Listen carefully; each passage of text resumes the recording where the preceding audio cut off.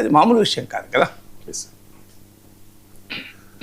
Jantar Mantar 2 season 2 త్వరలోనే ఉంటుంది అని చెప్పి సిజేపీ ప్రకటించింది. సీజన్ 1 సక్సెస్ అయింది. మోదీ వెనక్కి తగ్గాల్సి వచ్చింది. ధర్మేంద్ర ప్రధాన్ రాజీనామా చేయాల్సిన పరిస్థితి, రాజీనామా చేశారు కూడా. ఇప్పుడు సీజన్ 2 అంటూ ఉన్నారు సార్. ఈసారి ఏ అంశం మీద సీజన్ 2 ఉంటుంది అనేది చాలా ఆసక్తికరంగా మారిన పరిస్థితి సార్. ఏంటి సార్ సిజేపీ స్ట్రాటజీ ఏంటి? అంటే సిజేపీ సీజన్ 2లో ఏంటిదని చెప్పలేదు. జంతర్ మంతర్ సీజన్ 2 అంటే జంతర్ మంతర్లోనే మళ్ళీ నిరసనలు అని అనుకోవాల్సిన అవసరం కూడా లేదు కదా. అంటే జంతర్ మంతర్ అంటే ఇట్ సింబలైజెస్ ప్రొటెస్ట్. ఇప్పుడు కొన్ని సింబల్స్ అవి. ఇప్పుడు ధర్నా చౌక్ అంటాం. అంటే అది ఆడేమైంది ధర్నా చౌక్ అంటే ధర్నాలు తప్ప ఇంకేం ఉండేది కాదు కదా. ధర్నాలు ప్రధానంగా జరుగుతాయి కనుక. సో అంటే జంతర్ మంతర్ అనేది యువత పోరాట స్ఫూర్తికి ఒక సింబల్గా మారింది.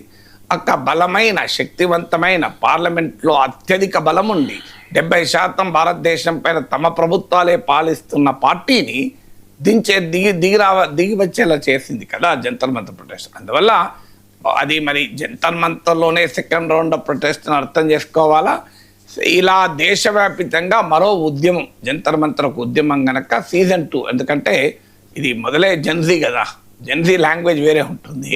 ఇప్పుడు మీకు సినిమా లాంగ్వేజ్ అది. అంటే బాహుబలి సీజన్ 2, కేజీఎఫ్ సీజన్ 2, ఇలా అన్ని సినిమాల సీజన్ 2లు ఉంటాయి కదా. సో అందువల్ల మీకు సీజన్ 2 మీకు ముఖ్యంగా నెట్ఫ్లిక్స్ సినిమాలలో సీజన్ 2 అంటారో తెలియదు కదా. ఈ నెట్ఫ్లిక్స్లో, అమెజాన్ ప్రైమ్లో, మీకు ఓటీటీ ప్లాట్ఫామ్లో సీజన్ 2 అంటారు. సో ఫ్రెండ్స్ సీజన్ 2 ఇట్లా ఏదో అంటుంటారు. సో బహుశా ఆ స్టైల్లో చెప్పినట్టున్నారు. కానీ ఆల్రెడీ ఇప్పుడు 2 కార్యక్రమాలు ప్రకటించారు. ఒకటి ఆగస్టు 15 రోజు ప్రతి ఒక్కరూ తమ ఊరికి వెళ్ళి తమ సర్పంచ్కు ఒక విజ్ఞాపన పత్రం ఇచ్చి స్కూల్ బాగా చేయండి అని సర్పంచ్ ఛాలెంజ్ అని దానికి పిలుపు కూడా ఇచ్చారు. తర్వాత ఫోటోలు కూడా అప్లోడ్ చేయండి మీరు స్కూల్లో ఎలా ఉంది, ఎలా అవుతోంది అని. సో అందువల్ల చలో స్కూల్స్ అని పిలిపించారు. చాలా మంచి ప్రోగ్రామ్ మనం మాట్లాడుకున్నాం కూడా. అలాగే నేషన్ వైడ్ లిజనింగ్ టూర్ కూడా పిలిపించారు. అంటే యువత క్యా బోల్తీ హై, సో ఛాత్ర క్యా బోల్తీ హై అంటే ఏం చెప్పదలుచుకున్నారు అని. రాజకీయ పార్టీలు వినడం ఉండదు కదా, చెప్పడమే ఉంటుంది. రాజకీయ పార్టీల బహిరంగ సభలు చూడండి, 4 గంటలు 5 గంటలు దంచుతూనే ఉంటారు నాయకులు.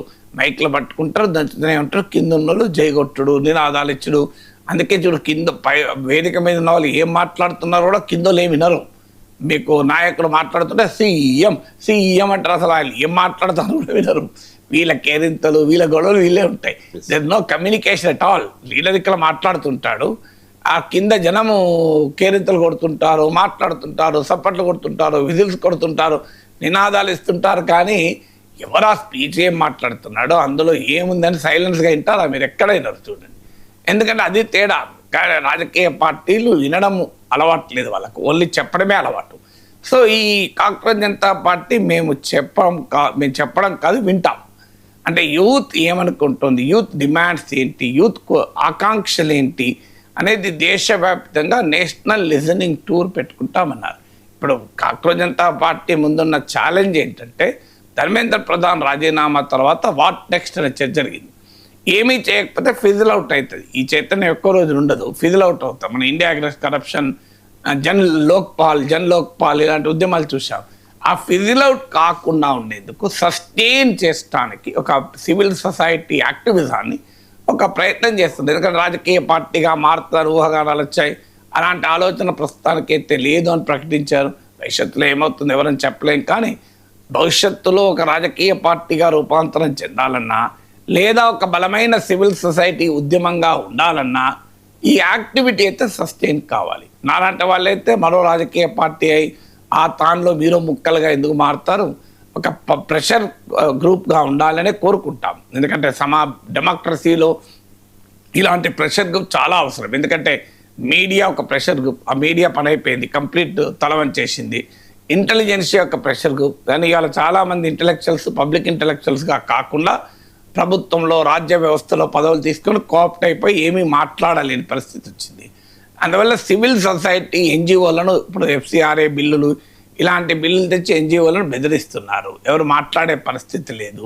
ప్రజా సంఘాలు, ట్రేడ్ యూనియన్లు, రైతు సంఘాలు ఇవన్నీ కూడా ఒక ప్రెషర్ గ్రూప్. వాటిని న్యూ లేబర్ కోడ్లు ఇట్లాంటి పట్టుకొచ్చి వాళ్ళని నిర్వీర్యం చేసేసారు. సో అందువల్ల మీకు ఇంకా కావాలంటే అర్బన్ నక్సలైట్లు అని చెప్పి యూఏపీఏ చట్టాల కింద మీకు కఠిన చట్టాలు ప్రయోగిస్తామని రకరకాల పేరుతో విదేశీ ఏజెంట్లని రాజద్రోహం పాల్పడుతున్నారని తుక్డే గ్యాంగ్ అని ఇలా ఒకవైపు చట్టాన్ని ఉపయోగించి చట్టంతో సంబంధం లేకుండా కూడా బెదిరిస్తున్నారు. ఇలాంటి సమయంలో ప్రభుత్వాలని ప్రశ్నించేటువంటి ఒక వ్యవస్థ ఉండాలి, ఒక చైతన్యం ఉండాలి. అది ఈ బీజేపీ ఉందా కాంగ్రెస్ ఉందా అనేది కాదు, అధికారంలో ఎవరైనా అధికారంలో ఉండని డెమోక్రసీలో ఒక పౌర సమాజ చైతన్యం ఉన్నప్పుడే ఆ డెమోక్రసీ సరైన మార్గంలో పోతుంది.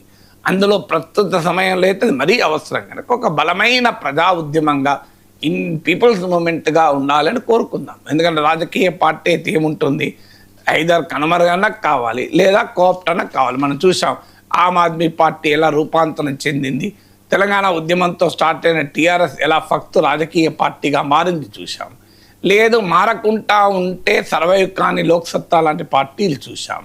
జేపీ లాంటి వాళ్ళు, జేడీ లాంటి వాళ్ళ పార్టీలు పెట్టి కూడా ఏమీ చేయలేని పరిస్థితి వచ్చింది. రెండు చూసాం కనుక దీన్ని ఒక రాజకీయ పార్టీగా రూపాంతరం చెంది అదే తానులో మరో ముక్కలు, ఇప్పుడున్న ముక్కలు సరిపోతాయి.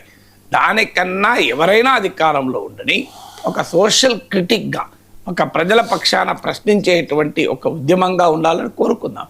అలాంటి ఉద్యమంగా ఉండాలన్నా కూడా యాక్టివిటీ అయితే సస్టైన్ కావాలి. చిన్న బ్రేక్ తీసుకుందాం సార్, చిన్న బ్రేక్ తీసుకుందాం. బ్రేక్ తర్వాత అసెంబ్లీ